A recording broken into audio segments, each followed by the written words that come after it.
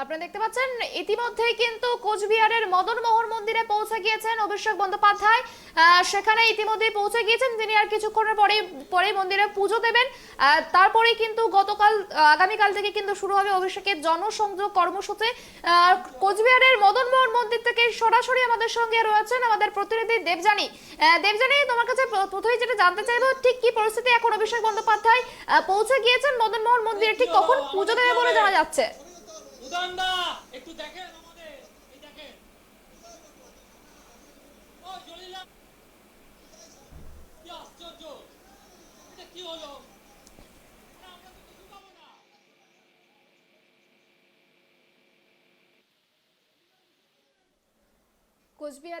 কোচবিহারের মদনমোহন মন্দিরে অভিষেক বন্দ্যোপাধ্যায় পৌঁছে গিয়েছেন। তিনি মদনমোহন মন্দিরে আজ পুজো দেবেন, এমনটাই কিন্তু সূত্র মারফত আমরা আগেই জানতে পেরেছিলাম। ইতিমধ্যে তিনি কিন্তু সেখানে পৌঁছে গিয়েছেন। কোচবিহারের সেখানকার পরিস্থিতি কিন্তু ইতিমধ্যেই পুলিশি পাহারায় কিন্তু মুড়ে ফেলা রয়েছে, কোনো রকম কোনো যাতে কোনো ঘটনা না ঘটে, সেই জন্যই কিন্তু অভিষেক বন্দ্যোপাধ্যায় সেখানে উপস্থিত রয়েছেন এবং কিছুক্ষণের পরেই কিন্তু মদনমোহন মন্দিরে পুজো দেবেন। সেখান থেকে আমাদের সঙ্গে রয়েছেন টেলিফোন লাইনে এই মুহূর্তে আমাদের প্রতিনিধি দেবযানী। অভিষেক বন্দ্যোপাধ্যায় ইতিমধ্যেই মদনমোহন মন্দিরে পৌঁছে গিয়েছেন, সেখানে ঠিক কখন পুজো দেবে বলে জানা যাচ্ছে?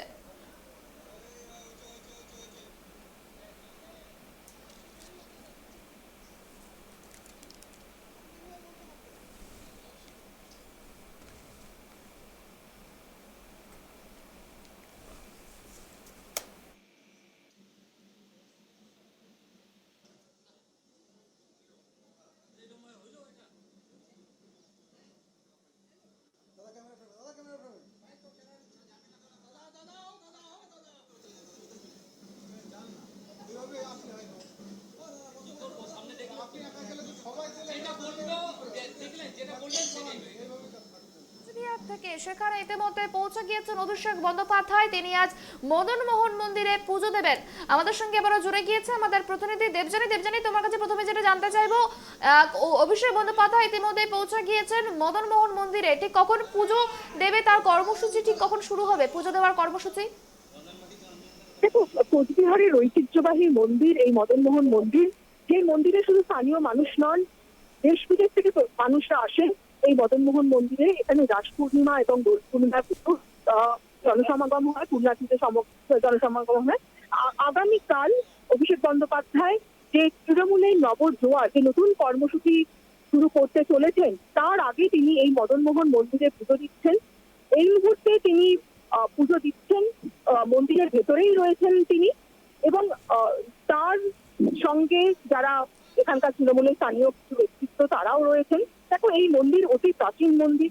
এই মন্দির রাজ আমলের মন্দির। 1884 থেকে 1889 মধ্যে এই মন্দির তৈরি হয়েছিল, এবং কোচবিহারের মানুষের কাছে একটা এই আবেগ এই মন্দির বলা যায়। এবং আজকে যখন হেলিপ্যাড থেকে নেমে অভিষেক বন্দ্যোপাধ্যায় তিনি এই মন্দিরের দিকে আসছিলেন, তখন তৃণমূল কর্মী সমর্থকদের মধ্যে তাতে প্রিয় নেতাকে ঘিরে অত্যন্ত উদ্দীপনা ছিল, এবং যারা স্থানীয় মানুষ তারা তাদের স্থানীয় যে লোক সংস্কৃতি, সেই লোক সংস্কৃতি প্রদর্শনের মাধ্যমে অভিষেক বন্দ্যোপাধ্যায়কে তারা স্বাগত জানান। এবং সেখান থেকে তিনি যখন এই মন্দিরের দিকে এগিয়ে আসছিলেন, সেখানে তৃণমূল কর্মী সমর্থকরা তারা ফ্ল্যাগ হাতে তাদের প্রিয় নেতাকে স্বাগত জানাচ্ছেন। প্রায় 500-র মতন তৃণমূল কর্মী সমর্থক তারা কিন্তু এই মন্দির চত্বরে রয়েছেন। এবং যখন অভিষেক বন্দ্যোপাধ্যায় তিনি এই মন্দিরের দ্বার দিয়ে প্রবেশ করতেন ভেতরে, তখন ঢাক বাজানো হচ্ছে। এখনো কিন্তু ঢাকের সেই শব্দ আমরা শুনতে পাচ্ছি। এবং এখন এই মুহূর্তে অভিষেক বন্দ্যোপাধ্যায় তিনি মন্দিরের ভেতরে পুজো দিচ্ছেন। তার সঙ্গে যেটা আগে তোমাকে বললাম, অন্যান্য যারা জেলার কিছু নেতৃত্ব তারা রয়েছেন। এবং যেহেতু তিনি পুজো দিচ্ছেন, তাই যারা অন্যান্য দর্শনার্থীরা রয়েছেন, সাময়িকভাবে তাদের এই মন্দিরে প্রবেশ আপাতত সাময়িকভাবে বন্ধ রাখা রয়েছে, এবং নিরাপত্তা চাদরে মেরে ফেলা হয়েছে এই মন্দির চত্বর। এই অভিষেক বন্দ্যোপাধ্যায় এখান থেকে পুজো দিয়ে বেরোনোর পর আবার মন্দিরের দরজা খুলে দেওয়া হবে, আবার যারা সাধারণ দর্শনার্থী তারা মন্দিরে প্রবেশ করতে পারবেন। এবং এই মন্দিরে পুজো দেওয়ার পরেই অভিষেক বন্দ্যোপাধ্যায় তৃণমূলের সর্বভারতীয় সাধারণ সম্পাদক, তিনি চলে যাবেন দিনহাটা ব্লক 2 বামনহাটে, যেখানে তিনি রাত্রিবাস করবেন। এবং সেখান থেকেই তিনি তার আগামীকালের যে কর্মসূচি সেই কর্মসূচি শুরু করবেন। তুমি জানো যে অভিষেক বন্দ্যোপাধ্যায় নিজেই সাংবাদিক বৈঠক করে ঘোষণা করেছেন তার এই 2 মাসের কর্মসূচির কথা।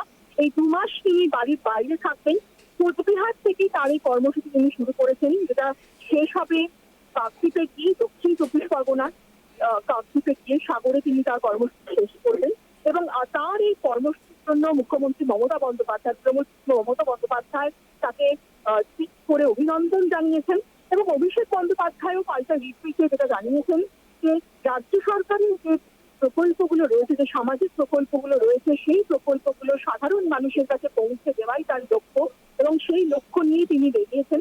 সেই সঙ্গে জনসাধারণের মতামত নিয়েই তারা তাদের দলের প্রার্থী ঠিক করবেন, পঞ্চায়েতের প্রার্থী তালিকা তৈরি করবেন।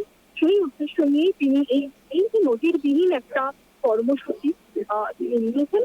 এবং এই কর্মসূচির জন্য আগামী 2 মাস কিন্তু অভিষেক বন্দ্যোপাধ্যায় তিনি বাড়ির বাইরেই থাকবেন। এবং তার এই যে কর্মসূচি শুরুটাই হচ্ছে কুচবিহারের ঐতিহ্যবাহী মন্দির মদন মোহন মন্দিরে পুজো দিয়ে। সুবর্ণা, একেবারে তোমাকে অনেক ধন্যবাদ। আপনারা দেখতে পাচ্ছেন যে ইতিমধ্যে অভিষেক বন্দ্যোপাধ্যায় মন্দিরের মধ্যে রয়েছেন, তিনি পুজো দিচ্ছেন সেখানে, এবং সেখানে আজ পুজো দেওয়ার পর কিন্তু তিনি সরাসরি চলে যাবেন কোচবিহারের দিনহাটায়। সেখানে দিনহাটার বামন গোলায় তিনি থাকবেন এবং সেখানে থাকার পর গতকালই কিন্তু তার যে একাধিক আগামীকালে যে তার একাধিক কর্মসূচি রয়েছেন সেই কর্মসূচিতে তিনি যোগ দেবেন। আর সামনেই পঞ্চায়েত নির্বাচন এবং সেই পঞ্চায়েত নির্বাচনের আগেই কিন্তু এই কর্মসূচি অভিষেক বন্দ্যোপাধ্যায়ের অত্যন্ত তাৎপর্যপূর্ণ। এবং অভিষেক বন্দ্যোপাধ্যায় সাংবাদিক সম্মেলন করে তিনি জানিয়েছিলেন যে তিনি এই কর্মসূচি করবেন, টানা 2 মাস ধরে চলবে এই কর্মসূচি এবং তিনি গ্রামে গঞ্জে ঘুরবেন এবং ঘুরে সেখানকার যে দলের নেতৃত্ব রয়েছেন, সভাপতি রয়েছেন, ব্লক সভাপতি রয়েছেন, সকলের সঙ্গে কথা বলবেন। শুধু তাই নয়, গ্রামের সাধারণ মানুষের সঙ্গেও কথা বলবেন এবং তাদের যে সুবিধা অসুবিধা সবকিছুই তিনি শুনবেন, এমনটাই কিন্তু সূত্র মারফত জানা গিয়েছে।